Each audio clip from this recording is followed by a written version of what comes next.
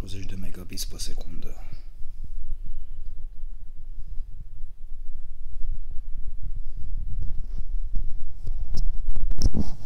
Adică am uitat de filmarea de 40 de megabits pe secundă.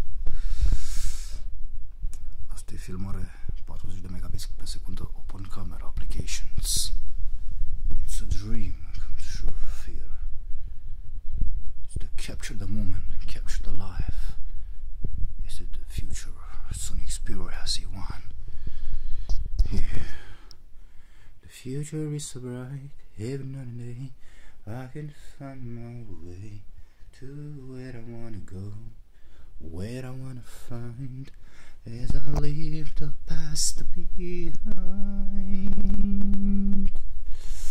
The future is so bright, every day and every night I can find my way, I can find my way to where I wanna go.